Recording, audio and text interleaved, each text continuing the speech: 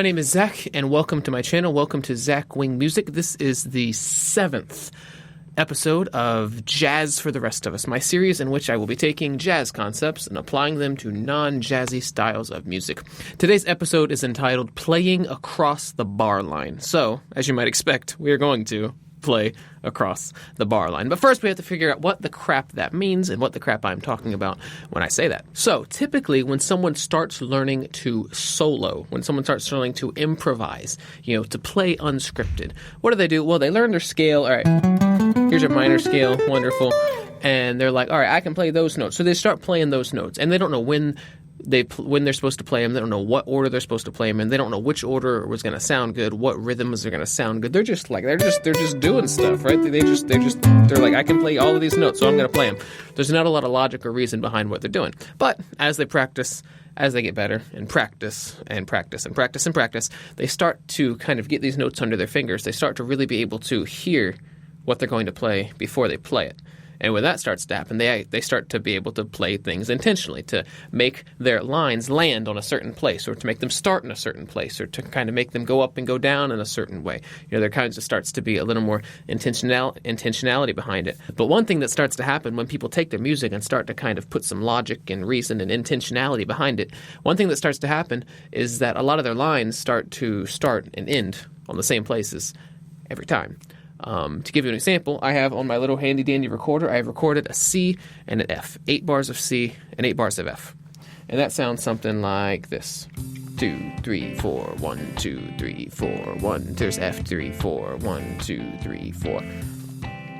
So someone who's just starting out wouldn't know what the crap to do. They would just do that all over the place. It wouldn't make any sense.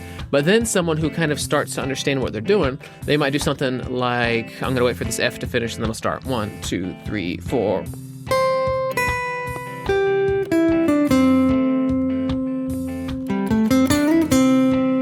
Right? That kind of went somewhere and did something, and it kind of had some logic to it, and it landed on a good note, and it started on a good note. But if you noticed, I had 2 phrases right there.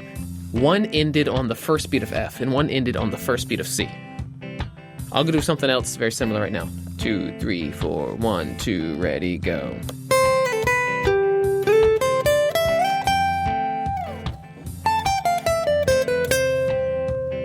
So once again, I had 2 phrases. The first one ended right on the first beat of the F. The second one ended on the first beat of the C. Why? Because that makes sense. That's where the chord progression starts, and where the chord progression goes to another chord. It makes total sense for the phrase to end right there.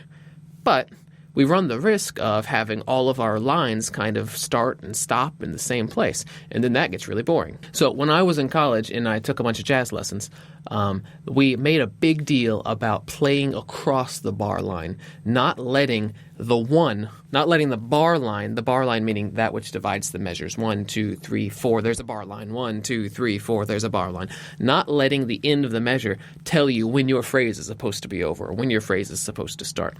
So what you see a lot of jazz guys doing is they play a phrase that doesn't end on 1, or it doesn't end on 4, or wherever your ears think it's supposed to end. It's its own thing. It kind of exists in and of itself, and you play it on top of a thing like this, and it sounds really cool. So now I'm going to try to give you some examples of playing across the bar line. So instead of having a phrase that just ends on the first note of C like this, instead of that, you could play something like, I don't know, it crossed the bar line. It just kept going because it wasn't done yet. It didn't care that the C had come, and that the first beat had come, and that the measure had ended. The phrase wasn't done, so it just kept going. That's the concept, is that you play your phrase kind of independent of the thing, whatever's going on underneath it. And that's what we're talking about when we say playing across the bar line. Here's another example.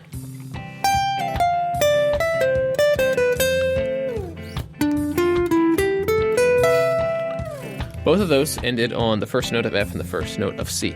And they're great, but they're kind of boring if you do that all the time. So here's something else you could do.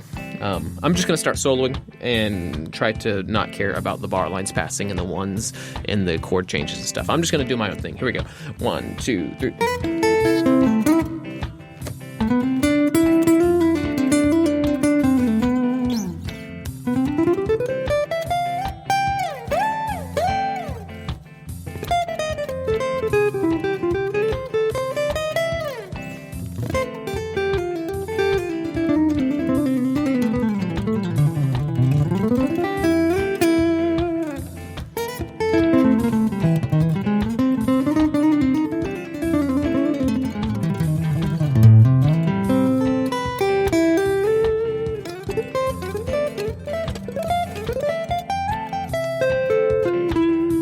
So you guys get the idea. I got a little carried away right there. All that was not necessary at all. And you know what? That's pretty much all I got for you today. Instead of allowing the division of the notes and the bar lines and whatnot to tell you when your lines, when your phrases are supposed to be over, you say, I don't give a crap, and you just keep playing, and you start whenever you want, and then you end whenever you want. It doesn't freaking matter. And that is what we're talking about when we talk about playing across the bar line. So if you like the video, make sure you like the video, subscribe, do all that good stuff, share me on Facebook, whatever else you do with social media. And stay tuned for the next video. I think my next video is going to be on modal playing. So we're going to talk about Dorian and Lydian and all that good stuff. If you don't know what that is, then you should probably watch the next video. Until then, I'm going to do some more doodling on this pedal right here. Not this pedal. That's not what I meant to say. I'm going to do a little more soloing on this chord progression, and that's going to be the end of the video. So, thank you guys for watching, and I will see you next time.